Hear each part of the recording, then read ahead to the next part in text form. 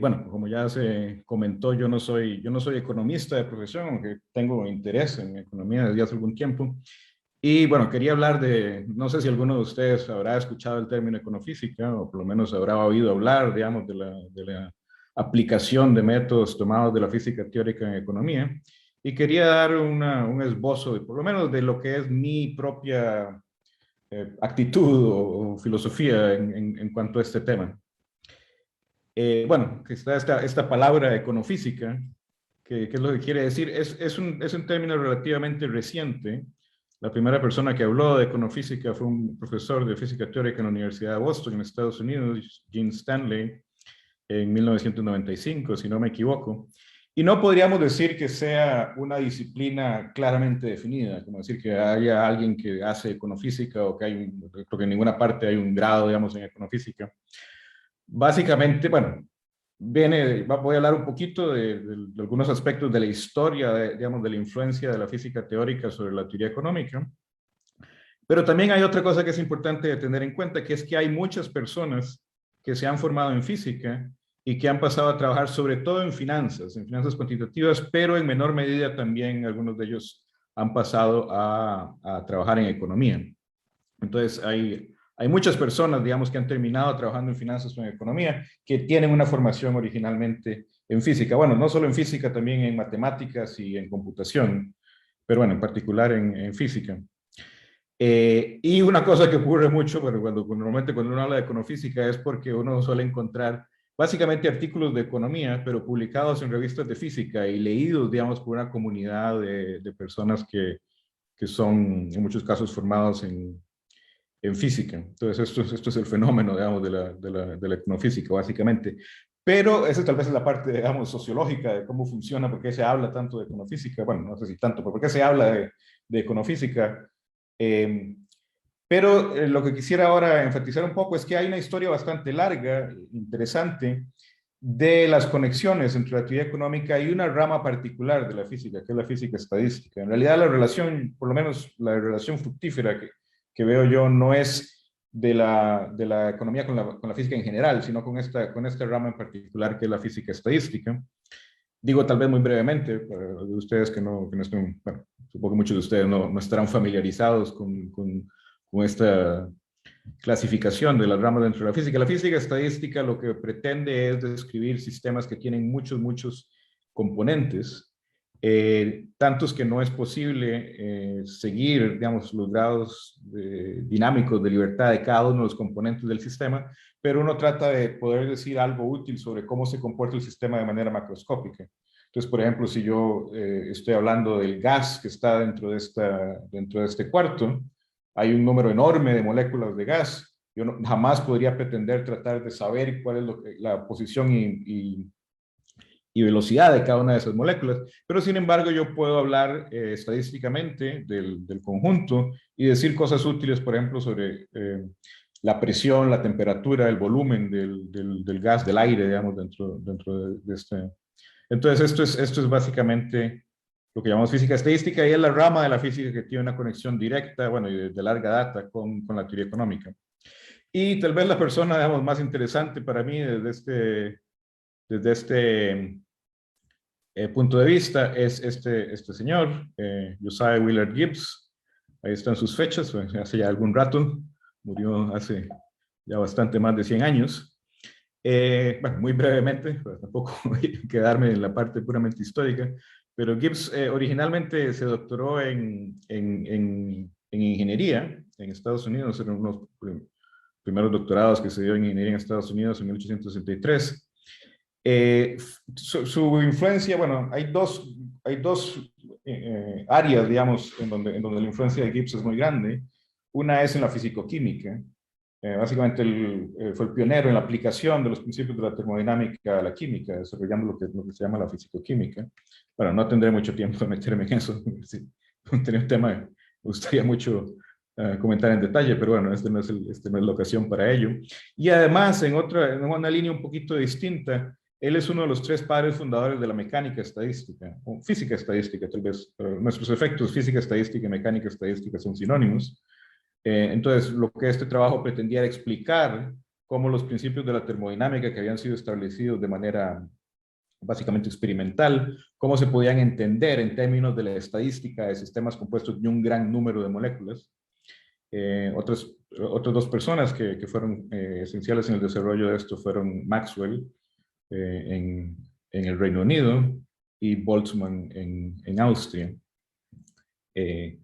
Gibbs es poco conocido por el público en general, a pesar de su importancia en la física. Entonces, nada más menciono, por ejemplo, que Einstein, estoy seguro que todos ustedes han oído hablar, Einstein en alguna ocasión dijo que Gibbs era la mayor mente en la historia de Estados Unidos.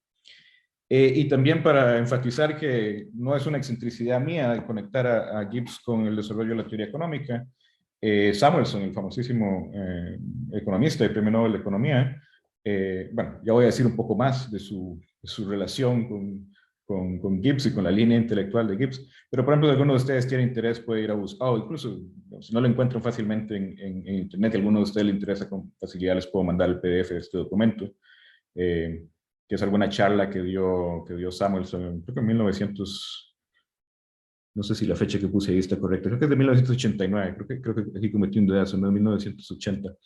Creo que estaba celebrando, no sé si eran los 100 años, el 100 aniversario de Gibbs, o una cosa así, en la Universidad de Yale, donde él fue profesor. Y esta es otra persona fundamental, de que estoy seguro que todos ustedes aquí que son economistas habrán oído hablar, de Irving Fisher, uno de los primeros economistas matemáticos más importantes. Además, creo que originalmente quien dijo esto fue Schumpeter, pero después fue repetido posteriormente por Milton Friedman y por James Tobin. Friedman y Tobin, ambos premios Nobel de Economía. Todos ellos dijeron que Fisher había sido el mejor economista que habían producido los Estados Unidos. Y él se doctoró, fue uno de los primeros doctorados en economía en Estados Unidos con esa tesis. El título traducido sería Investigaciones Matemáticas sobre la Teoría del Valor y los Precios, de 1893. Bueno, en realidad el resultado fundamental de esa tesis era algo que sin que Fisher lo supiera ya había sido derivado años antes por León Walras en Suiza, que son las ecuaciones del equilibrio general. En aquel tiempo no era tan fácil como ahora enterarse de qué es lo que han hecho otras personas, sobre todo cuando eran cosas publicadas en otros idiomas, en otros países. Creo que cuando Fisher iba a publicar la tesis, alguien le señaló que esas ecuaciones ya habían sido derivadas por León Walras. Pero el método, digamos, la manera en que él planteó las ecuaciones del equilibrio general es bastante original y tenía una influencia muy directa de Gibbs, del físico que mencioné hace un momento, porque de hecho, bueno, en aquel entonces no existían los departamentos de economía. Estoy diciendo que estos son los primeros doctorados en economía que se dieron en Estados Unidos. No había facultades de economía ni profesores de economía. Entonces los supervisores de esa tesis doctoral fueron dos personas, uno William Graham Sumner, de quien no voy a hablar ahora, y el otro fue Gibbs, el físico teórico. Y de hecho hay una influencia muy directa, digamos, de los métodos utilizados por Fisher en su planteamiento del equilibrio general, tomados del planteamiento de la mecánica estadística de Gibbs. Esto nada más lo muestro como una curiosidad. Creo que la vez pasada que di una charla virtual también aquí, creo que también lo mostré. Pero en aquel entonces, que mucho antes de que hubiera computadoras digitales, por ejemplo, una cosa que hacía Fisher era resolver un sistema acoplado de ecuaciones para equilibrio general de precios, utilizando un sistema de tanques de agua con válvulas y con palancas. Bueno, hay alguien le interesa la historia de la ciencia. Hay un artículo de alguien que se puso a reconstruir cómo esa tesis doctoral incluye, entre otras muchas cosas, esta manera de simular o de resolver ecuaciones acopladas utilizando esto que sería una computadora analógica basada en hidráulica. Bueno, pero entonces, bueno, ya dije que, digamos, que esto no es una cosa nueva, hay una relación desde hace mucho entre física, estadística y teoría económica. ¿De dónde viene esa relación? Por lo menos esta es mi propia interpretación y también lo que siento yo que es útil de investigar en este ámbito. Yo diría que para comenzar, en realidad, si uno ve la microdinámica, o sea, si uno ve las cosas a nivel, bueno, en el caso de la física sería a nivel, digamos, de las moléculas o de los átomos, En el caso de la economía sería verlo a nivel de los agentes individuales que participan en el mercado. Claramente las dos dinámicas son muy distintas. Realmente, digamos, una molécula no se parece para nada, una molécula en un gas no se parece para nada a un agente en un mercado. Para decir algo muy obvio, las moléculas, digamos, no tienen preferencias individuales, ni información, ni cambian de parecer porque aprenden o no aprenden, digamos. En ese sentido, la física se ve más sencilla porque la respuesta, digamos, de las moléculas no cambia no cambia con el tiempo, es siempre la misma, digamos, al estímulo externo, mientras que evidentemente el de los agentes individuales en el mercado no. Pero entonces, si esa microdinámica es tan distinta, ¿por qué pueden haber analogías útiles entre la economía y la física estadística?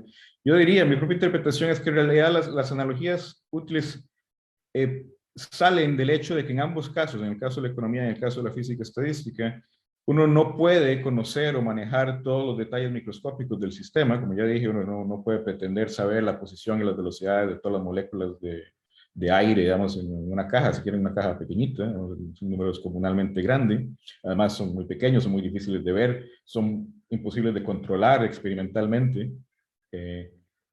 Igualmente en un mercado uno no puede pretender nunca saber lo que cada uno de los agentes está haciendo en el mercado, en el tiempo. Entonces uno lo que busca es de alguna manera de poder decir cosas útiles sobre el comportamiento macroscópico de todo el sistema enorme y complicado, sin tener que conocer o que controlar esos detalles microscópicos.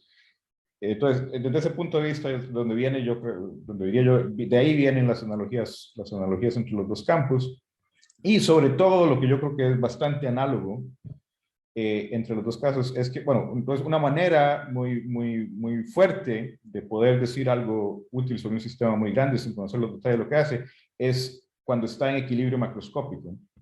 Cuando yo he enseñado, por ejemplo, termodinámica en la universidad para físicos, lo que uno dice es que un sistema está en equilibrio si mientras uno no le haga nada al sistema externamente, el sistema macroscópicamente se mantiene igual, no cambia su estado. Entonces, por ejemplo, si yo tengo una caja llena de un gas y está a temperatura ambiente y a presión atmosférica, si yo no le hago nada al gas en esa caja, la caja para mí, digamos, macroscópicamente no cambia. Evidentemente, las moléculas microscópicamente dentro se están moviendo y están chocando, pero externamente no cambia, entonces por eso decimos que está en equilibrio. Algo que no está en equilibrio en ese sentido es, por ejemplo, el corazón humano, o no sé, o un animal, digamos un perro. Aunque yo no haga nada, aunque yo no tenga ninguna interacción con el perro, yo veo que está haciendo cosas, se está moviendo, está cambiando de posición, no se está brincando, lo que sea. Claramente eso es un sistema que no está en equilibrio. Bueno, entonces, en la condición de equilibrio, cuando efectivamente un sistema grande y complicado está en equilibrio, me permite decir muchas cosas sin un conocimiento mínimo de qué es lo que está pasando microscópicamente, internamente en el sistema. Y algo parecido pasa en economía, diría yo, y por eso es que, digamos, la economía clásica ha desarrollado mucho la teoría de equilibrio. Claro, un gran problema que vamos a decir un poco después es en qué medida esa teoría de equilibrio es útil y aplicable a lo que vemos en la vida real. Pero una cosa que voy a enfatizar es que este es un problema importante y complicado en economía, pero también en física. En física este problema está bastante menos resuelto de lo que podrían pensar ustedes como personas que no trabajan en física. Bueno, y otra razón por la que hay analogías útiles entre la física y la economía es simplemente porque la teoría física está planteada utilizando métodos matemáticos y la matemática es solo una, digamos, no es como que la matemática dependa del modelo físico, sino que uno aplica, digamos, una herramienta matemática cuando es útil en cierto contexto y por lo tanto en muchos casos uno podría tomar, digamos, herramientas matemáticas que han sido utilizadas en un contexto y aplicarlas a otro contexto en donde, digamos, haya suficientes parecidos o analogías como para que eso sea válido. Y el propio Gibbs, una de las cosas que decía era que la matemática era un idioma, una manera, digamos, de plantear en forma clara un cierto tipo de problemas. Por cierto, esta cita de Gibbs es el epígrafe a un libro muy conocido de Samuelson, que se llama Fundamentos de Análisis Económico, al que ya vamos a volver en un momento. Entonces, bueno, entonces, ¿qué es? Ya dije que es más o menos el equilibrio en física, el equilibrio termodinámico. Bueno, esto no, a mayor parte de ustedes no se los tengo que enfatizar mucho porque ya se los habrán enseñado en sus cursos de economía. ¿Qué quiere decir el equilibrio en economía? Bueno, bueno, el concepto de eficiencia obviamente está directamente relacionado con el concepto de equilibrio. Entonces, comencemos por ahí. Entonces, en microeconomía uno dice que un resultado es eficiente cuando todas las ganancias posibles por intercambio voluntario dentro del mercado han sido encontradas y explotadas por los agentes. Entonces, ya nadie podría mejorar su bienestar sin obligar a otra persona a cederle algo. Bueno, eso se llama equilibrio de Pareto. En teoría general de precios se llama equilibrio general. Básicamente son sinónimos, términos que se aplican en contextos ligeramente distintos. Y este concepto de equilibrio se refiere única y exclusivamente al intercambio, de comprar y vender. Entonces, por ejemplo, el hecho de que las circunstancias o los circunstancias del mercado cambian porque hay desarrollo tecnológico, y se inventan cosas nuevas, se descubren nuevos yacimientos de una cosa o de la otra, eso no quita, digamos, que pueda aplicarse el equilibrio, porque el equilibrio se refiere únicamente a que se hayan encontrado todas las ganancias por intercambio mutuo dentro del mercado. Bueno, ya dije que Fisher planteó el equilibrio general de precios en analogía con el equilibrio termodinámico. Bueno, y esta línea de trabajo fue después muy desarrollada por varias personas, entre ellas Samuelson. Este es el libro que mencioné hace un momento. Originalmente fue la tesis doctoral de Samuelson en Harvard, que después la editó y la extendió un poco y se convirtió en un libro bastante conocido, Fundaciones del Análisis Económico. Y Samuelson, de hecho, tenía una conexión directa con el físico que mencioné al principio, con Gibbs, porque el director de tesis de Samuelson en Harvard era un matemático aplicado llamado Edwin Wilson, y Wilson había sido estudiante de Gibbs en la Universidad de Yale. Y como dije, el propio Samuelson habla de esto en varios lugares, de su línea, su genealogía intelectual que se remontaba a Gibbs. Bueno, entonces esto se formalizó después, en los años 50, los teoremas de bienestar de Arrow y de Breu, que asumen mercados completos y información perfecta. Entonces hay todo, evidentemente los mercados no son completos en la práctica, ni la información es perfecta, la información además es costosa, debemos encontrar la información necesaria para saber si una transacción me conviene o no me conviene. Es una cosa complicada. Bueno, hay todo un debate, ¿verdad? Ustedes sabrán en economía respecto a qué tan útil es este modelo de equilibrio, dado que estos supuestos de mercados completos e información perfecta no se cumplen en la práctica. Hay otra cosa que diría yo que bueno, me interesa a mí respecto a esta relación entre economía y física. Entonces, nada más voy a definir muy rápidamente términos, como igual ustedes sabrán más de esto que yo. Estos son términos financieros o económicos. Entonces, vamos a hablar un poquito de qué pasa en los mercados de activos. Bueno, entonces, para saber qué es un activo, primero hablemos de qué es un bien de consumo. Entonces, un bien de consumo es una cosa que se puede comprar y vender una sola vez. Como una hamburguesa, yo la compro y me la como, ya no la revendo, un corte de pelo, no puedo revender el corte de pelo. Pero hay otra categoría importante de bienes que son activos, en inglés assets, que se pueden comprar y vender muchas veces, como por ejemplo un inmueble, una casa, un apartamento, yo lo puedo comprar y después si quiero lo puedo volver a vender a otra persona, o una acción, un bono, etc. Y hay toda una historia aparte sobre el estudio del comportamiento de los mercados de activos y su conexión con la física teórica. Entonces, Louis Bachelier, que era un matemático francés, escribió una tesis en la Universidad de París en 1900, llamada La teoría de la especulación. Ahí en la imagen está la portada de una edición de hace algunos años traducida al inglés, publicada por la editorial de la Universidad de Princeton de esta tesis, sobre cómo se comportarían los mercados eficientes de activos.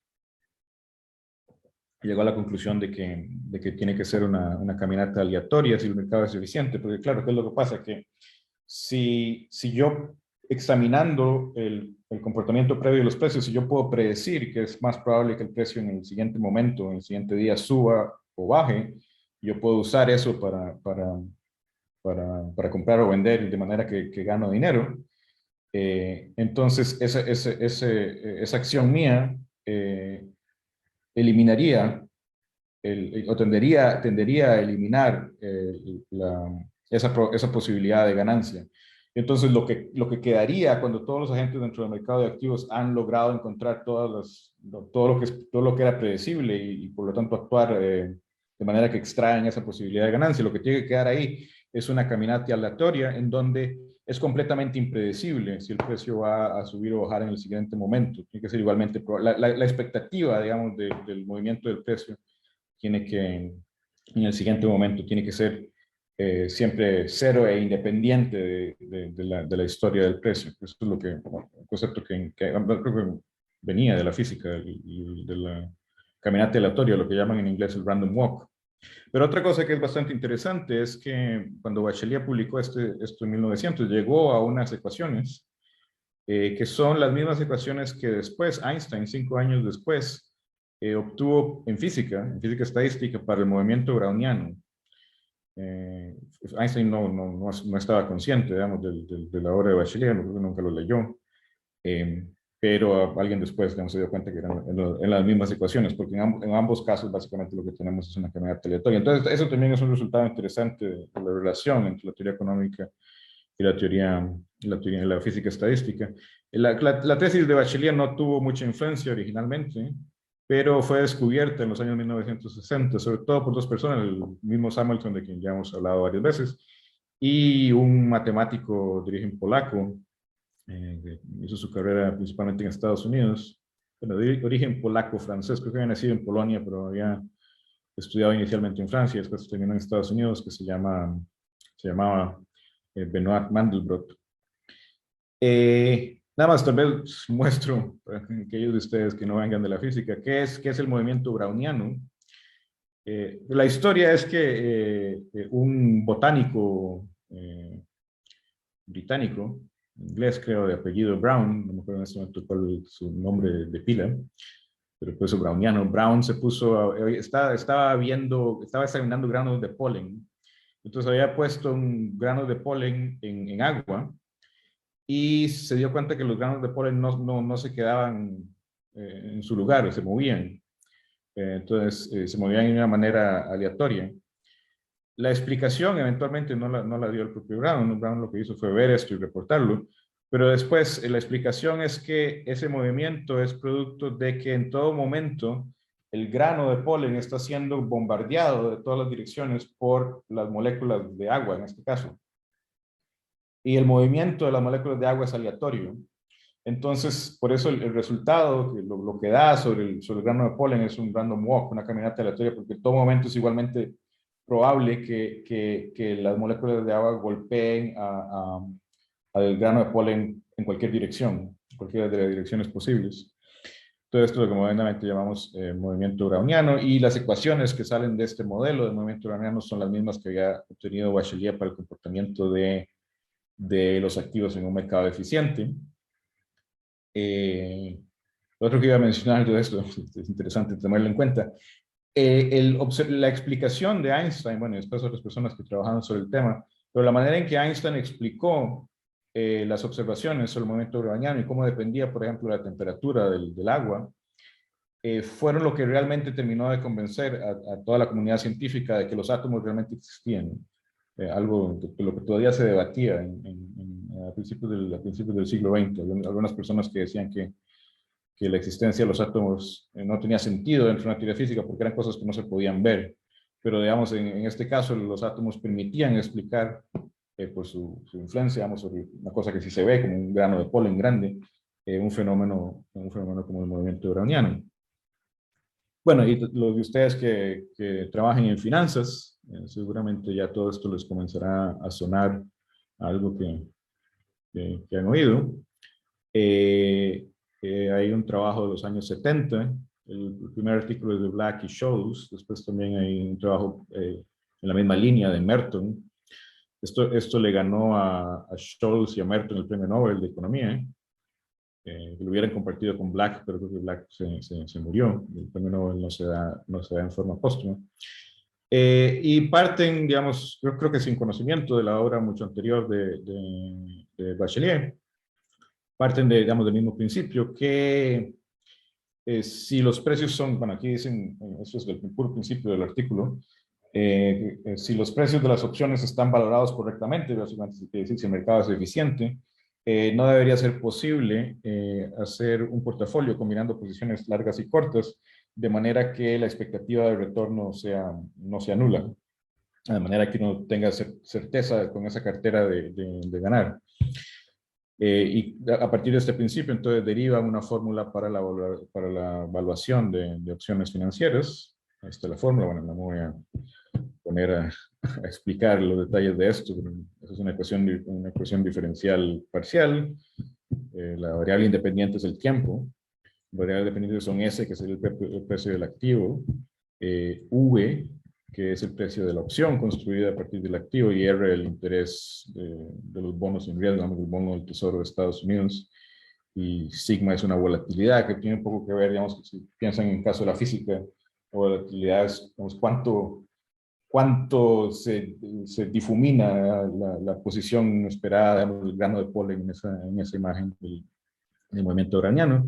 Y de hecho, esta ecuación se puede, una sencilla transformación matemática, la deja en esta forma, donde la primera derivada con respecto, bueno, aquí el tiempo rescalado de cierta manera para no tener tantos parámetros, la primera derivada proporcional a la segunda derivada con respecto a la posición, que eso es una cosa que bueno, si uno ha estudiado física en la universidad, reconoce inmediatamente como la ecuación de difusión o la ecuación de calor. Entonces esto también, bueno, muchas personas creo que cuando vieron esto, muchas personas formadas en física, bueno, pensaron que podían hacer algo en finanzas. Pero bueno, otra cosa que es importante es tener en cuenta que, bueno, yo, contando un pequeño anécdota de mi propia vida o carrera, yo terminé el doctorado en Caltech en el 2006. Y además mi director de tesis era, o es, alguien que tenía bastante interés en las finanzas en particular y que trabajaba en aquel entonces como consultor para PIMCO, que es la principal comercializadora de bonos. Incluso él coescribió con otra persona salida de la física que pasó a trabajar en finanzas, un libro de texto sobre valoración de instrumentos de renta fija. Entonces yo tenía cierta, no puedo decir que entendiera gran cosa, digamos, de finanzas en aquel entonces, pero tenía cierta conciencia del asunto. En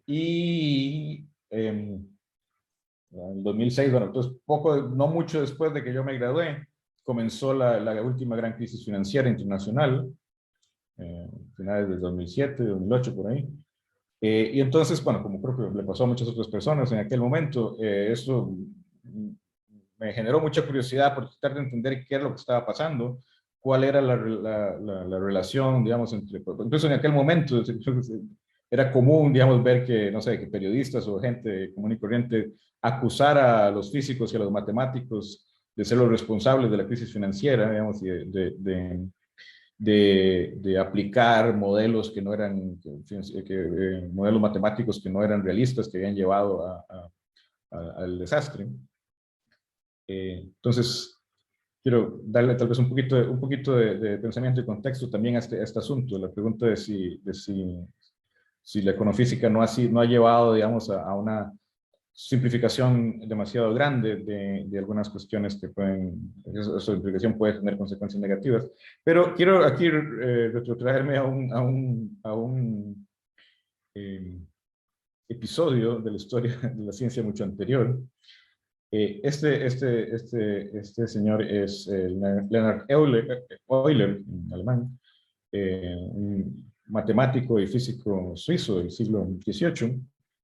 Como matemático, Euler es posiblemente el matemático más importante de toda la historia, ciertamente el más prolífico. Bueno, hizo muchas cosas muy importantes en matemáticas, pero también hizo cosas bastante importantes en física teórica. Básicamente es el padre de lo que lo que llamamos mecánica analítica. Entonces, es un planteamiento matemático de las leyes de Newton que facilitan su tratamiento en muchos casos. Entonces, no solo, o sea, Euler no era físico, sino además bueno, no solo era matemático, sino también trabajó mucho en física y mecánica en particular. Bueno, no me voy a meter en todos los detalles de la historia. Euler era suizo, era de Basilea, de la ciudad de Basilea, en Suiza. Pero cuando se graduó de la universidad no consiguió trabajo en Suiza, entonces terminó primero en San Petersburgo, en Rusia, trabajando para la nueva Academia de Ciencias que había creado, creo que la emperatriz Catalina la Grande. Bueno, no estoy seguro de todos los detalles de lo que estoy diciendo, pero fue a trabajar a San Petersburgo, pero creo que después hubo problemas políticos. Cuando cambió el monarca en Rusia, entonces básicamente Euler tuvo que salir de Rusia y fue a trabajar a Berlín. Bueno, en ese entonces no existía todavía el país de Alemania, la parte donde está Berlín se llamaba Prusia. El rey de Prusia era Federico el Grande, Federico II, que era una persona con muchos intereses intelectuales. De hecho, por eso era que él había fundado una nueva academia de ciencias y había contratado entonces a Euler. Pero resulta que Federico no quería a Euler por varias razones. Pero una de ellas es la que voy a contar aquí. Entonces, esto está citado literalmente de una carta de Federico II de Prusia a Voltaire, el filósofo francés, que era muy amigo de Federico, el rey de Prusia. Y entonces dice Federico, él tenía la ambición de construir una fuente muy espectacular en su palacio, se llama Sanssouci, en Potsdam, a las afueras de Berlín. Evidentemente él quería construir una fuente que pudiera competir con las fuentes de Versalles, que había construido décadas antes Luis XIV en Francia. Pero bueno, entonces el asunto es que, bueno, Euler era la gran figura científica en la Academia de Ciencias en Berlín. Entonces, vamos como cuenta Federico la historia, es que pusieron a Euler a calcular cuál era el esfuerzo necesario para las bombas de agua necesarias para subir agua a un estanque, donde después pudiera bajar por gravedad y suplir los chorros de la fuente. El Palacio de Sanssouci. Lo que dice después Federico es: mi molino fue construido matemáticamente y no pudo subir una sola gota de agua a una distancia de 50 pies del estanque. Vanidad de vanidades, vanidad de las matemáticas. Entonces, entre otras cosas, parece que Federico no quería bailar porque no le había ayudado con esto de construir una fuente que pudiera competir con las de Versalles. Y hoy años después, se fue de Berlín y regresó a Rusia, a San Petersburgo, donde pasó el resto de su carrera. Este es el Palacio de Sanssouci, en Potsdam, en las afueras de Berlín. Ahora si van ahí, hay una fuente con un chorro de agua, pero evidentemente este mecanismo es posterior a los tiempos de Federico II. Pero ¿por qué menciono esto? Bueno, además esta idea de que las matemáticas no siempre sirven para hacer las cosas prácticas que uno quiere.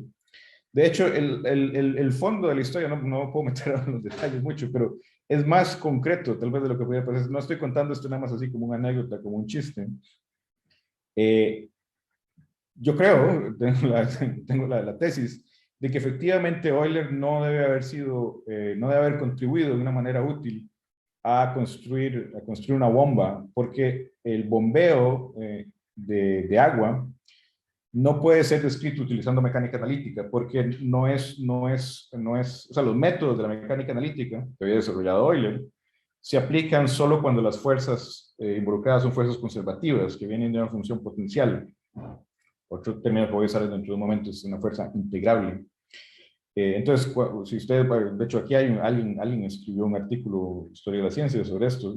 Si le interesa, lo puede ir a buscar. De hecho, este señor está defendiendo a Euler, dice que no fue culpa de Euler el asunto. Pero yo creo que tal vez el autor de esto no entiende que lo que Euler trató en sus artículos publicados sobre este tema, tema de cómo bombear agua hacia arriba, lo que él describe es el agua que está siendo acelerada o levantada por un pistón que está siendo empujado hacia abajo por un peso externo. Entonces la fuerza, en este caso, la fuerza que el pistón ejerce sobre el líquido es una fuerza conservativa. esto no es una bomba, claramente esto, y además esto, ustedes tienen un momento, esto únicamente empuja agua mientras el pistón está bajando bajo el efecto del peso externo. Pero para que uno pueda seguir haciendo esto de manera repetida y cíclica, tiene que poder volver a levantar el pistón y volver a llenar el cilindro y volver a bajar el pistón muchas veces. Entonces, y eso no es la manera, esto no es una manera práctica de construir de construir una bomba de agua. De hecho, no sé, en algún momento tengo suficiente tiempo, me traté de aprender cómo era que funcionaban, por ejemplo, las bombas de agua que sí funcionaban en Versalles en esos tiempos. Pero el asunto, efectivamente, digamos, la herramienta matemática tan elegante que había desarrollado Euler para plantear la mecánica de Newton se aplica únicamente a sistemas en donde las fuerzas son conservativas y las bombas son sistemas que no son conservativos. Eh, y bueno, para seguir con la línea un poco de cómo se conecta esto con la historia de la economía, de la teoría económica, otra persona que quería mencionar es este economista de origen rumano, Nicolás Georgescu Roegen, un rumano estadounidense. Igual, no sé mucho meterme en los detalles de su historia, pero nada más menciono brevemente. Él originalmente estudió estadística en la Universidad de París y su tesis doctoral, que defendió en 1930, era sobre cómo identificar componentes cíclicos en series temporales, algo que evidentemente era de interés en la economía en aquel momento por el problema de los ciclos económicos, cómo detectar los ciclos económicos en los datos. Y la historia es que, este señor Rogan, voy a decir Rogan porque el apellido completo es demasiado complicado, consiguió una beca de la Fundación Rockefeller para ir a Harvard. Harvard tenía un proyecto que se llamaba el Barómetro Económico, que había sido creado en los principios de los años 20 para estudiar en gran detalle las estadísticas económicas, precisamente con el fin de tratar de identificar ciclos económicos y poder predecir, digamos, crisis financieras como las que ya han ocurrido ya repetidamente en el siglo XIX. Pero la historia, según, por lo menos según la leí, es que, no sé, como decir, una semana antes del crash de la bolsa de 1929, el barómetro económico de Harvard reportó que todo estaba bien. Entonces, el proyecto murió poco después. Era un poco difícil justificar que fuera útil seguir financiando este proyecto. Entonces, cuando Rogan llegó a Harvard, encontró que el proyecto en el que iba a trabajar ya no existía, pero entonces se hizo amigo de Schumpeter, entonces era uno de los profesores de economía más importantes y más influyentes en Harvard. La historia es que, bueno, Schumpeter quedó muy impresionado con el trabajo estadístico de Rogan y incluso le propuso que fuera profesor a tiempo, profesor en propiedad en Harvard, pero Rogan no quiso, volvió a su país de origen, a Rumanía, pero desafortunadamente no mucho después tuvo que volver a huir a raíz del, de la llegada al poder de los comunistas en Rumanía, ¿no? Rogan fue perseguido por el nuevo régimen y pasó el resto de su carrera en Estados Unidos como profesor en la Universidad de Vanderbilt. Bueno, estos son los dos libros, digamos, tal vez más conocidos de Rogan, en la fase ya madura de su carrera, Analytical Economics y The Entropy Law and the Economic Process. Modernamente él es muy asociado con, ya se han llamado a llamar bioeconomía y ambientalismo, pero lo que a mí me interesa no es tanto eso, sino que, bueno, y supongo que en el caso de él venía de su preocupación desde el principio, de su trabajo doctoral, con tratar de entender los ciclos económicos y cómo podían haber fenómenos cíclicos, digamos, si se suponía que estamos en un equilibrio. De hecho, los ciclos económicos son básicamente, no se pueden describir, digamos, no se pueden entender dentro de la pura teoría de equilibrio neoclásica. Y este es un artículo, lo pueden buscar también si les interesa. Esto es un obituario, bueno, lo llaman en inglés obituary, no es como, no sé, por lo menos en Costa Rica obituario simplemente es la esquela donde dice que se murió alguien, pero en inglés obituary quiere decir un artículo hablando sobre la vida y la obra de alguien que está recientemente muerto. Entonces, un artículo por dos colaboradores de Rogan explicando su carrera. Y dice, uno de los temas principales de la obra de Georgescu Rogan fue su protesta en contra del uso de modelos inspirados en la dinámica lagrangiana. De hecho, la dinámica lagrangiana es básicamente lo mismo que la mecánica de Euler. Sí. Cuando yo he dado el curso, la ecuación se llama ecuación de Euler-Lagrange, que asume que los agentes económicos obedecen fuerzas de conservación deducibles de una función potencial. El problema aquí, para ustedes que les interese o que conozcan del tema, en economía se llama el problema de la integrabilidad de la teoría de la demanda. Entonces, si el comportamiento de demanda de los agentes realmente se puede escribir en términos de una función potencial, que es básicamente lo mismo que sería poder describir las fuerzas en un sistema físico en términos de una fuerza conservativa que venga de una función potencial.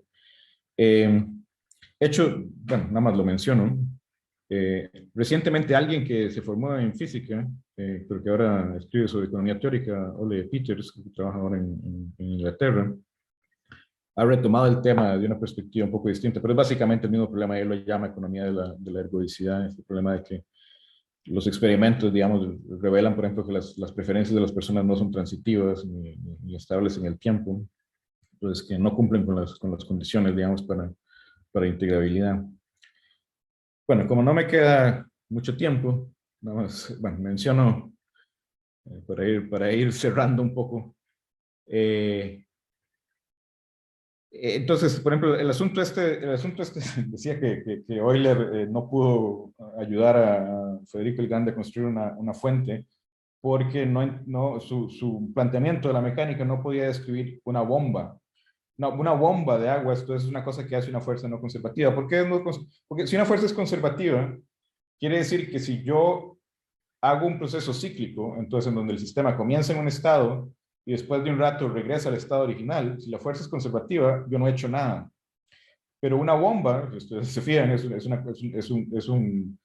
un mecanismo cíclico en donde tiene ya sea un pistón que sube y baja o una turbina que da toda una vuelta. Y entonces al final de cierto tiempo el pistón o la turbina regresa a su configuración inicial, pero claramente ha hecho algo, ha bombeado agua hacia arriba. Entonces, el mecanismo de bombeo depende de una fuerza no conservativa. Bueno, hay otras fuerzas no conservativas, una mucho más conocida es la fricción. La fricción parece que destruye energía mecánica. Pero nuestra comprensión moderna del asunto es que cuando parece que hay fuerzas que no son conservativas, siempre es porque uno está perdiendo el control sobre ciertos detalles microscópicos del sistema. Por ejemplo, en el caso de la fricción, que es más fácil de explicar. Entonces, si yo tiro una bola y la bola va rodando y hay cierta fricción, la bola va perdiendo energía cinética.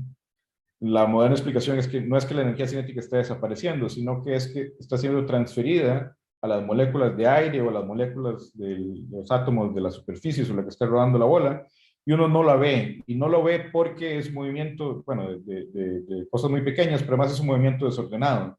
Entonces, hay unas moléculas que se están moviendo para arriba y otras para abajo y otras en cualquier dirección. Y eso, bueno, en física el punto es que eso se llama un fenómeno irreversible, porque obviamente, por ejemplo, vemos que una bola pierde energía cinética y se convierte en calor, pero nunca vemos que una bola comience a acelerar de manera espontánea, tomando energía del calor del medio ambiente. Eso, bueno, eso está codificado en física como la segunda ley de la termodinámica. Pero entonces lo que vemos es que energía ordenada, que podemos llamar trabajo, se convierte en una energía desordenada, que podemos llamar calor, y nunca pasa al revés, que puro calor a una sola temperatura se convierte en trabajo. Esto en física lo describimos como un aumento de la entropía. El propio Samuelson, a quien ya mencionaba aquí muchas veces, dice en algunos de sus artículos, aquí no lo traduje, pero que, bueno, entonces Samuelson evidentemente hizo mucho trabajo en lo que podríamos ahora llamar econofísica, tomando herramientas o conceptos de la termodinámica, de la física estadística y traduciéndolos a la economía. Pero el mismo dice que no hay que obsesionarse demasiado con esto de tratar de traducir, de tener como un diccionario entre conceptos físicos y conceptos económicos. Y otra cosa que dice es que, bueno, que ha habido muchísimos intentos por muchísimas personas distintas de tratar de incorporar un concepto de entropía dentro de la teoría económica y que hasta donde él sabe, ninguno de estos intentos ha sido exitoso hasta ahora. Algo que yo diría que todavía es cierto. Pero sí hay una conexión tal vez interesante entre la cuestión de entropía en la física y el problema de equilibrio en economía, en un mercado.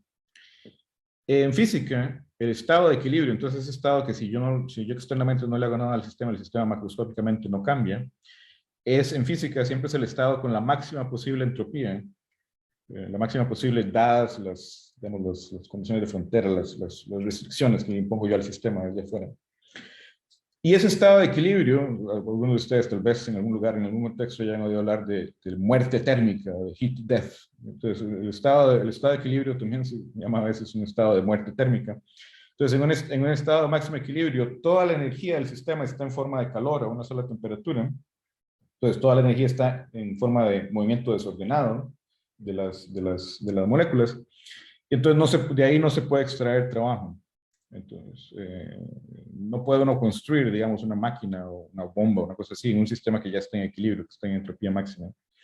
Pero esto sí tiene directamente una analogía inmediata en un equilibrio en un mercado, y esto es sabido, pero bueno, esto ha generado una serie de discusiones que nunca se han terminado de resolver en teoría económica, hasta donde yo sé.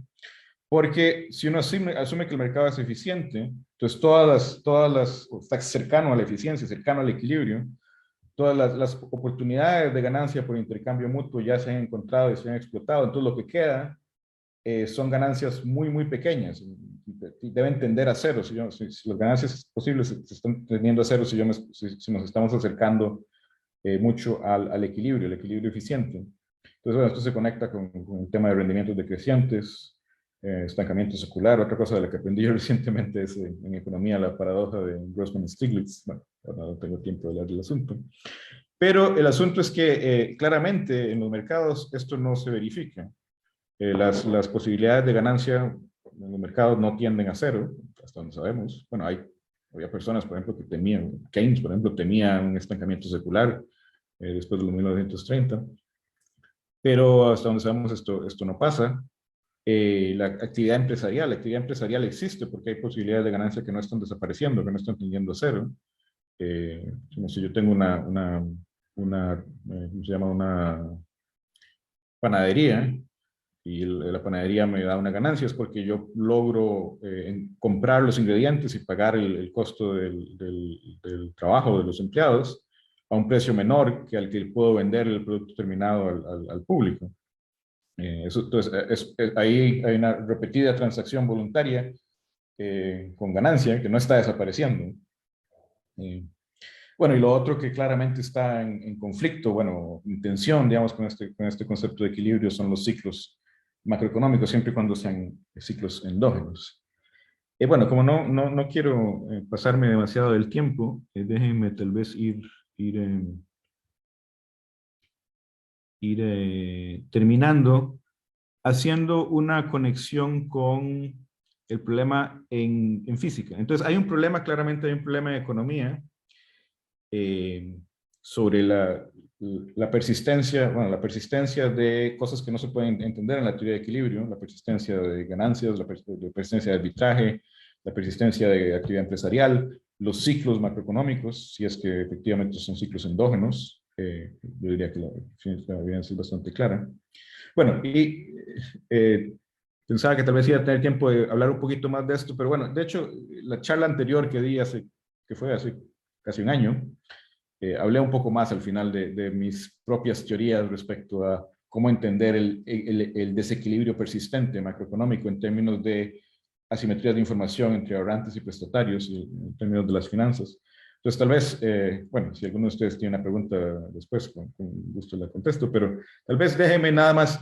Quería enfatizar que este problema de entender la dinámica de no equilibrio, y que digamos que cosas muy interesantes claramente no se pueden entender por la dinámica de no equilibrio, es algo que existe también en la física. Yo diría que es igual de grave, tal vez en cierto sentido más grave en la física que incluso que en la economía. Bueno, por ejemplo, esto es nada más una simulación numérica de la ecuación de difusión, entonces, bueno, que venía de general aleatoria, digamos. Entonces comienza uno con eso podría ser un perfil de temperatura, digamos, en una, no sé, una lámina, una cosa así. Comienza uno con diferencias y lo que la ecuación de difusión me da es simplemente que todo se va homogeneizando hasta que llega a un estado de equilibrio que ya no cambia y de ese estado ya no se puede extraer trabajo.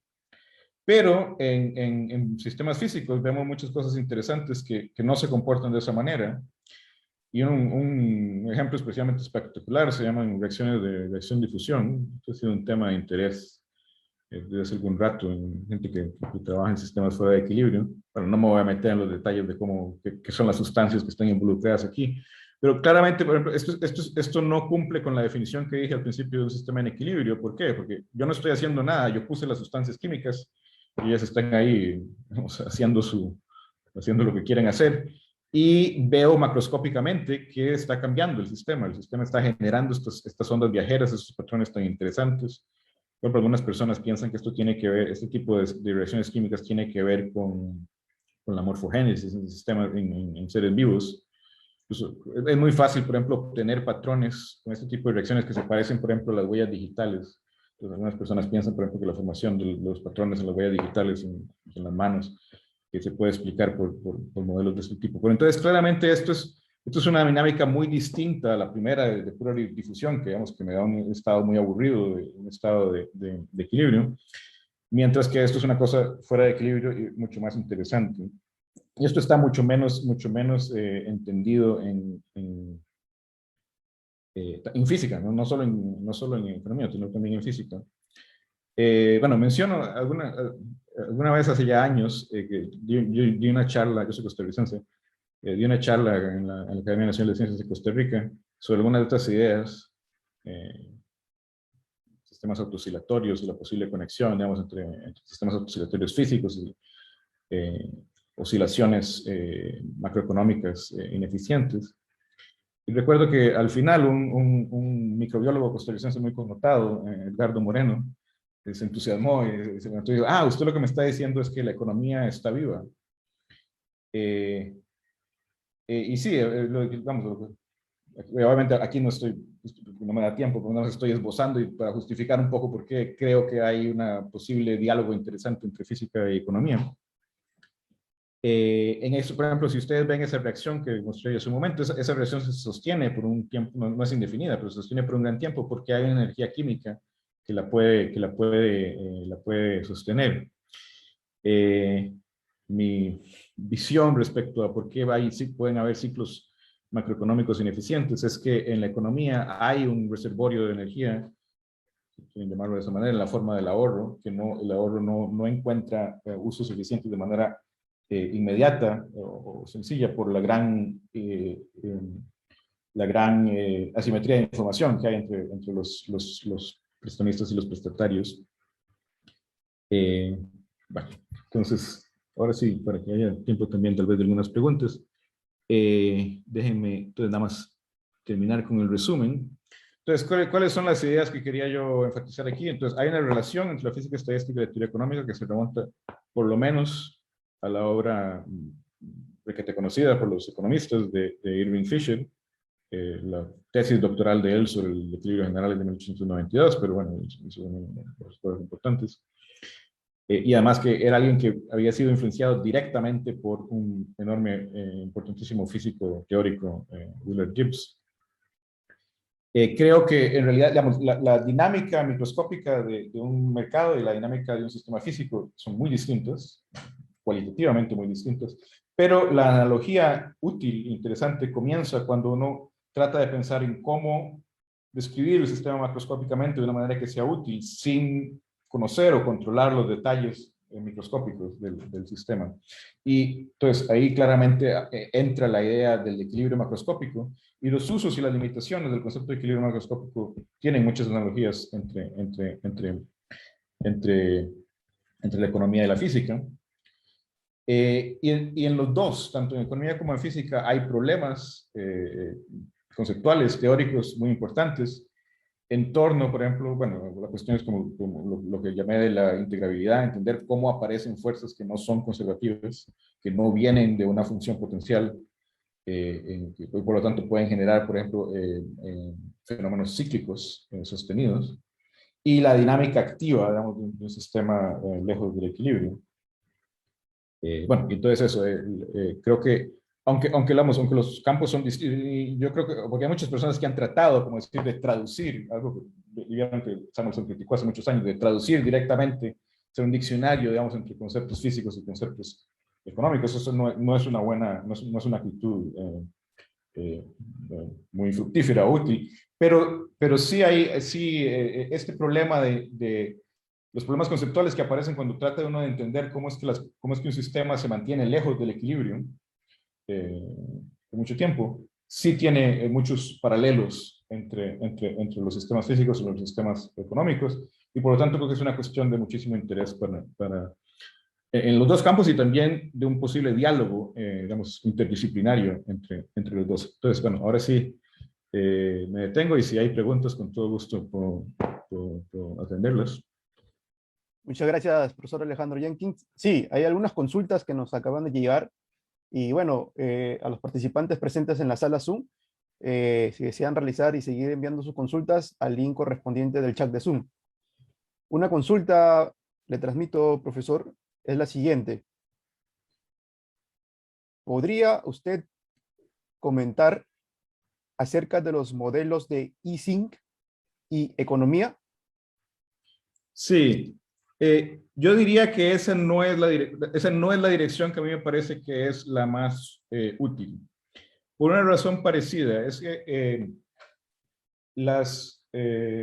bueno, un modelo de Ising es, no me voy a meter en los detalles, pero es un modelo muy simplificado, físico, de donde se pueden obtener transiciones de fase. Esa es la razón por la que a las personas les interesa mucho. Una transición de fase es, por ejemplo, la transición entre agua líquida y vapor. Entonces, que si yo a presión atmosférica tengo una temperatura ligeramente por debajo de los 100 grados centígrados, eso está en una fase líquida, y si subo un poquito la temperatura por encima de los 100 grados, entonces se convierte en vapor. Es un cambio cualitativo, digamos, muy obvio, macroscópico.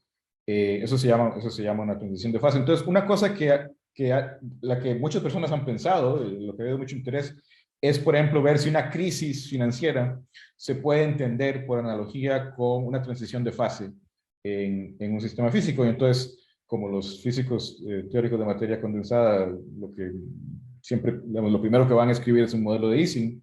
Entonces, eso se ha hecho. Yo creo, bueno, mi opinión personal es que no es una buena descripción de una cosa como, por ejemplo, una crisis financiera. Y la razón por la que yo creo es eso, porque las transiciones de fase, aunque son, digamos, tan violentas, son fenómenos de equilibrio. Entonces, lo que pasa en una transición de fase es que el equilibrio en cierta situación que está en forma de líquido, y después, si yo cambio la temperatura un poquito, el nuevo equilibrio es que ahora está en forma de gas. Pero por lo menos mi filosofía es que los fenómenos, estos interesantes macroeconómicos, bueno, el ciclo, digamos, el ciclo financiero incluye una fase de crisis económica, probablemente no son fenómenos de equilibrio, y por lo tanto las herramientas conceptuales usuales que usan los físicos teóricos, que son métodos de equilibrio, no me van a enseñar mucho al respecto. Otra cosa que menciono también, aquí, supongo que puedo aprovechar que probablemente casi no hay ningún físico en la audiencia. Esto no es un problema solo de economía, porque hay físicos de materia condensada, hay muchos, que pasan a trabajar en biofísica. Y yo creo que en biofísica está exactamente el mismo problema, que los físicos de materia condensada, cuando se meten en biofísica, traen consigo las herramientas matemáticas equivocadas para, para tratar de describir procesos fuera de equilibrio.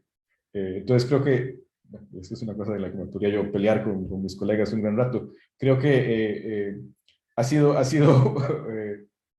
por lo menos no ideal para el desarrollo de la biofísica, que tantas personas hayan tratado de meter de utilizar en biofísica este tipo de modelos de la mecánica estadística, que son modelos de equilibrio. Pues por lo menos estoy seguro que si le preguntan a otra persona les puede dar una opinión distinta, pero yo creo que esa no es la dirección fructífera en la que se puede llevar este tipo de diálogo entre física y economía. Y muchas gracias, profesor. Hay más consultas, en realidad están llegando. Le transmito otra consulta más. Llegaba, que están escribiendo y nos escriben. A ver, aquí está la consulta. Ya. ¿Cómo se relacionaría la teoría de incertidumbre de Heisenberg con la economía, finanzas o microeconomía? Nos escriben. Es otra cosa de la que se ha hablado y pensado bastante, y yo también diría que esa no es una dirección que yo personalmente siento que sea tan fructífera. Evidentemente hay analogías, pero son analogías yo creo que a un nivel demasiado poco cuantitativo o vago, digamos, bueno, para los que no conozcan del asunto, en mecánica cuántica, en principio de incertidumbre de Heisenberg me dice que por ejemplo, que con mayor exactitud trate yo de determinar la posición de un átomo, una partícula, eh, menos puedo conocer su velocidad, su momentum, y viceversa, que entre más claramente, con más certidumbre trate yo de encontrar su velocidad, menos certidumbre puedo tener sobre su posición. Eso en mecánica cuántica sale, digamos, de la matemática de la ecuación de onda directamente. Y bueno, sí, se puede aplicar en algunos casos como analogía, digamos que ¿cierto? Si uno trata de determinar más una cosa, pierde el control sobre otras. Hay varias propuestas al respecto.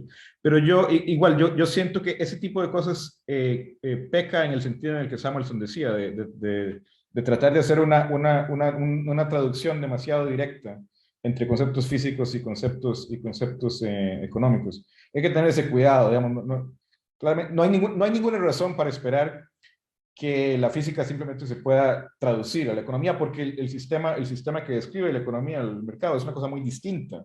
El mercado está compuesto de agentes inteligentes, digamos, de personas que deciden, mientras que un sistema físico está compuesto, no sé, de átomos o moléculas que no tienen dimensiones de información, ni aprendizaje, ni preferencias que puedan cambiar en el tiempo. Entonces, no hay una razón como para esperar de entrada que uno pueda traducir directamente entre una cosa y la otra. Entonces hay que pensar con cierto cuidado cuándo es que efectivamente aparece una analogía útil. Bueno, y yo creo que ya he tratado de esbozar cuál es mi filosofía general, digamos, respecto a esto. Entonces, el principio de certidumbre sería una de las cosas que yo no... Bueno, obviamente alguien puede tener un argumento que me cambie de parecer, pero que yo siento que no es una cosa tan útil, digamos, de tratar de aplicar a ciencias sociales o a economía en particular. Bien, bien, nos siguen llegando consultas. El tiempo es corto, pero igual vamos a tratar de transmitirla. Bien, la siguiente consulta es, y tenemos otra consulta. Bueno, nos escriben. Algunas historias mencionan que los economistas neoclásicos comenzaron a utilizar la matemática porque sentían que la economía tendría que ser similar a la física y no a la psicología. Sí, bueno, supongo que esperan, sí, eso no está planteado como pregunta, pero tal vez cuál es mi opinión al respecto. Sí, bueno, es una... Evidente, o sea, hay dos cosas, y tal vez algo que tenía aquí, pero no me dio tiempo de mostrar. Tenía una cita de Paul Romer, que recientemente, hace 2 o 3 años, que ganó el Premio Nobel de Economía. Y un poco antes él tenía una crítica bastante despiadada a la macroeconomía matemática en particular. Y entonces, de hecho, Romer, creo que es él el que introdujo un término que en inglés se llama mathiness. Entonces, que algo es mathy, que algo es que no sé cómo se traduce en español. Entonces, no es matemático, sino como, sí, bueno, como matematicoide o una cosa así. Y lo que dice Romer es que el problema de mathiness es cuando la matemática se utiliza para apantallar a la gente en lugar de para, para explicar. Y eso pasa, evidentemente eso ha pasado en las ciencias sociales, no solo en economía, en las ciencias sociales en general. Porque claro, la gente ve que en física, digamos, hay un método matemático que produce resultados muy espectaculares. Entonces dicen, bueno, entonces el método tiene que ser más matemático. Y claro, no es una pregunta fácil porque son sistemas distintos. Entonces muchas veces la matematización se convierte en un fin en sí mismo y además puede tender a, cumple también esa función, como decir, de apantallar a la gente que lo pudiera criticar a uno. Otra historia relacionada, otra anécdota que no me puedo resistir a contar ahora, es que ahí mencioné muy rápidamente el asunto de la entropía. Y eso ha sido una discusión desde hace mucho tiempo sobre si la entropía pudiera tener una aplicación concreta en las ciencias sociales, bueno, en particular en la economía. Pero la entropía, hay un concepto de entropía no solo en física, que fue el que hablé un poco, en termodinámica, hay un concepto de entropía matemático también en teoría de la información, debido a un ingeniero estadounidense llamado Claude Shannon. Pero la historia es que cuando Shannon planteó su fórmula para la economía, para la entropía de información, le mostró el borrador del artículo a un muy importante matemático, físico, teórico, John von Neumann, y le preguntó si le parecía apropiado llamar a esta cantidad en teoría de la información entropía. Y entonces la respuesta de von Neumann fue, como esa respuesta fue, sí, llámalo entropía, por dos razones. Uno, porque la fórmula matemáticamente tiene la misma forma que la fórmula en termodinámica. Pero lo otro que es muy importante es que nadie entiende bien la entropía. Entonces, en cualquier discusión, si usted usa la palabra entropía, los va a confundir y entonces va a estar en una posición de ventaja respecto a debatir. Algo que, bueno, obviamente von Neumann lo dijo en chiste, pero eso pasa definitivamente, eso pasa académicamente, que a veces la matematización o la sistematización no se usa legítimamente para lo que debiera ser, que es para aclarar, sino más bien con el contrario, para confundir.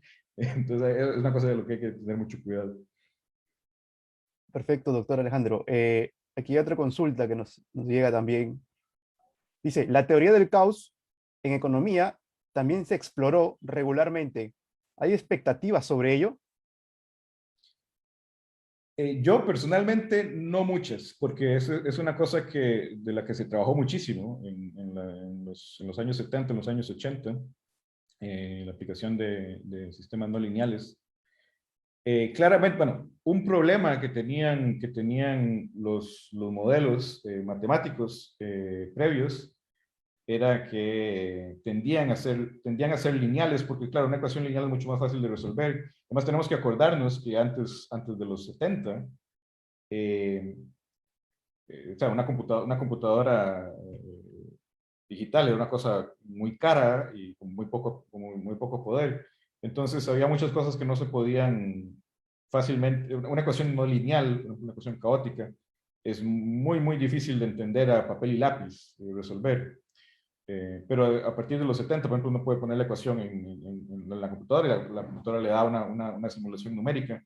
Entonces eso se disparó tremendamente y hubo muchísimo interés en eso, entonces en incorporar no linealidades, si eso podía ayudarnos en entender fenómenos.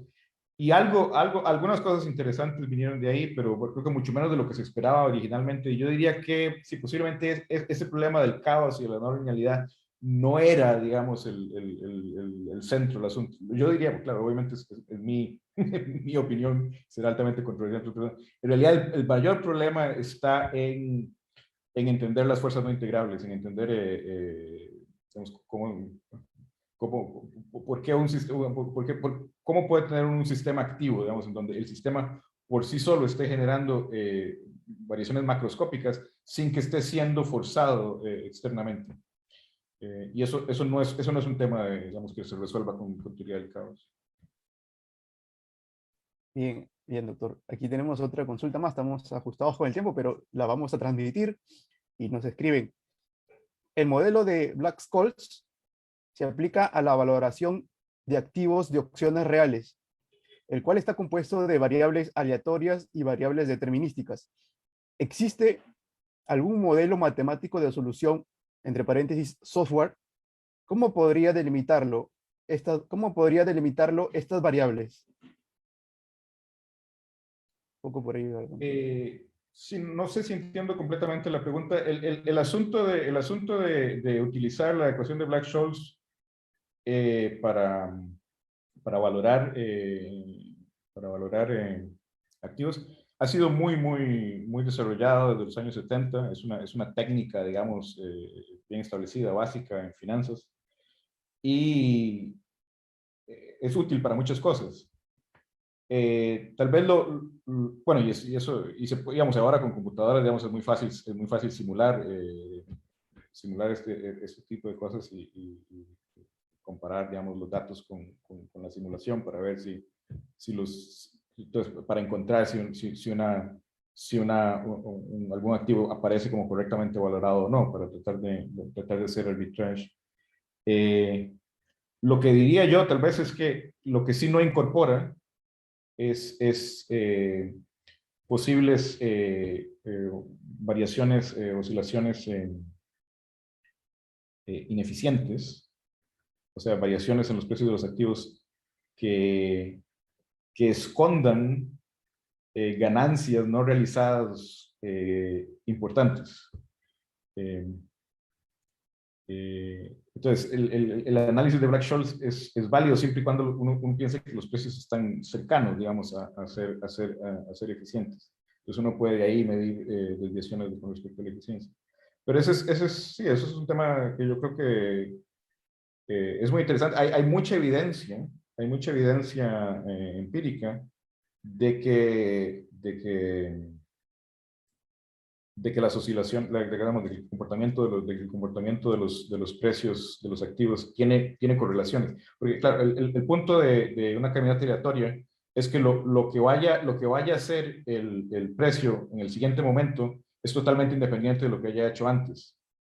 Esa es la razón por la que la expectativa de ganancia es cero, porque aunque yo sepa exactamente todo lo que he hecho antes, eso no me permite predecir qué es lo que va a hacer en el siguiente momento. Esa es la condición, digamos, de la caminata aleatoria, del movimiento browniano. Pero hay mucha evidencia de que no es así, que si uno ve los precios de los activos, no sé, el índice de la bolsa de valores, que hay correlaciones temporales a muchas escalas distintas, pero entender, digamos, de dónde vienen, cómo explotarlos y demás, es todo un tema, digamos, abierto todavía de investigación. Bien, ahí nos quedan unos minutitos y nos escriben también si podría usted mencionar sobre Quantecon o páginas para ver código relacionado a cópulas gaussianas o simulaciones. Sí, creo que yo no soy la persona ideal para hacerle esa consulta sobre, digamos, sobre códigos de análisis financiero. Sí, no me atrevería tal vez en este evento a recomendar nada en particular. Como le digo, mi trabajo fundamental es en física teórica. Sí tengo algún interés tal vez lo he ido desarrollando con el tiempo en acercarme un poco más a la práctica directa de las finanzas, pero no estoy en una condición en donde quisiera, digamos, recomendarle códigos por ese tipo de cosas particulares a alguien. Bien, profesor. Aquí, bueno, aquí hay una consulta interesante que dice, ¿qué tanta relación tiene la economía y la física actualmente con las políticas económicas? Yo diría que bastante poca. Una cosa interesante, eso lo fui entendiendo conforme me fui interesando un poco más digamos, por la economía teórica, es que académicamente, y por aquí tenía algo que me brinqué, esto, digamos, del Real Business Cycle. Académicamente, en economía teórica, el acercamiento dominante, por lo menos, digamos, en tratar de conectar microeconomía con macroeconomía, es esto del Real Business Cycle, que es una idea de que el mercado es eficiente, pero aparece en fluctuaciones porque está cercano a ser eficiente porque está sujeto a shocks externos, shocks tecnológicos, no sé, otras cosas, y que, bueno, y hay algunas fricciones en cuanto a la respuesta. Esto ha sido muy desarrollado académicamente. Es totalmente incompatible con, por ejemplo, con el keynesianismo, con las políticas de estabilización. Entonces, digamos que es, que es algo o incluso no solo es incompatible con el keynesianismo, con las políticas de estabilización a través de la política fiscal, es también incompatible con el monetarismo, digamos, con las políticas de estabilización a través de políticas monetarias. Y sin embargo, es el acercamiento, es la escuela académicamente dominante en economía teórica respecto al análisis macroeconómico. De hecho, yo iría más allá. Paul Romer, bueno, por aquí tenía esa cita que no me dio tiempo de tratar, pero ahí está si alguien lo quiere buscar en Google, The Trouble Macroeconomics, donde Romer ataca violentamente a este acercamiento matemático a la macroeconomía. Dice que si uno le pregunta a alguien que venga de este Real Business Cycle Theory, también se llama Dynamical Stochastic General Equilibrium, si uno le explica por qué la política monetaria tiene efectos macroeconómicos, le dan una respuesta que no se entiende.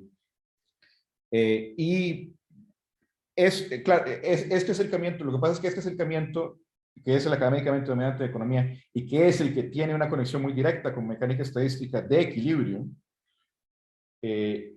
no se conecta fácilmente con la política.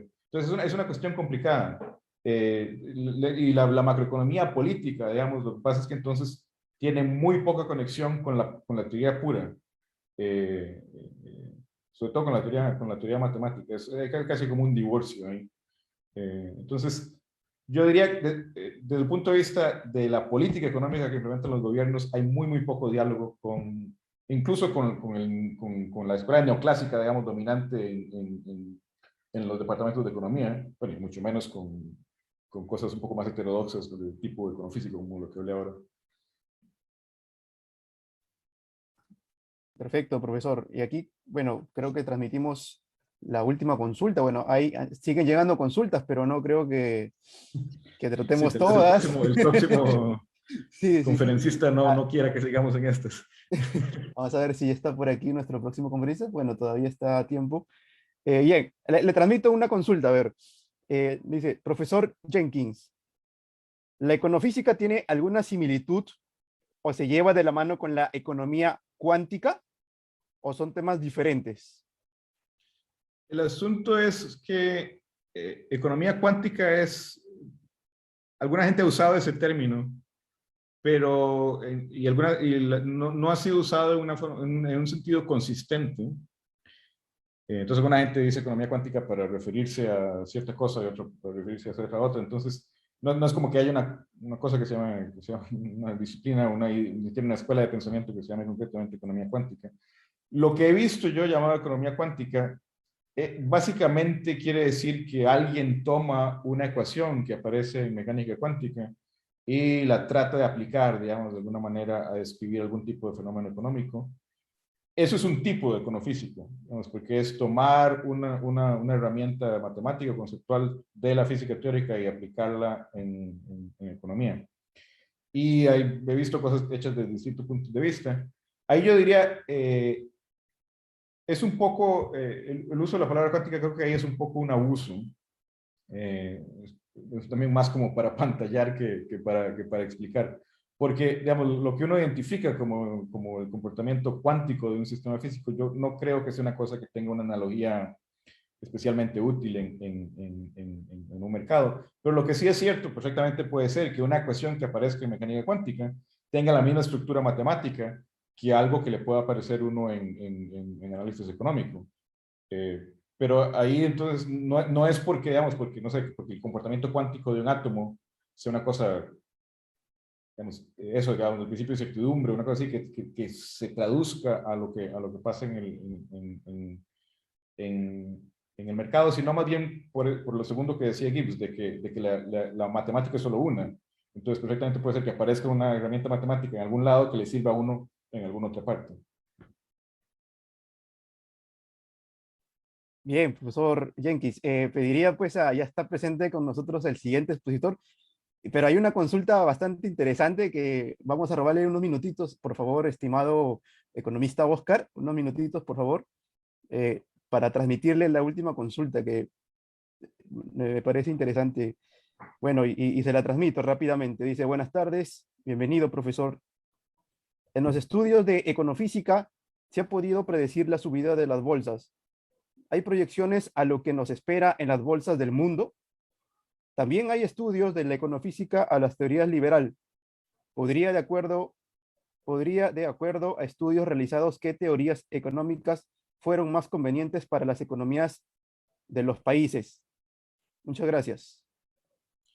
Bueno, esa es una pregunta demasiado amplia, además, sobre todo por el poquito tiempo que me queda. Tal vez nada más lo que voy a decir, la econofísica no es una escuela coherente de pensamiento, ¿no? Entonces no es como decir que hay escuela keynesiana y escuela monetarista y escuela econofísica.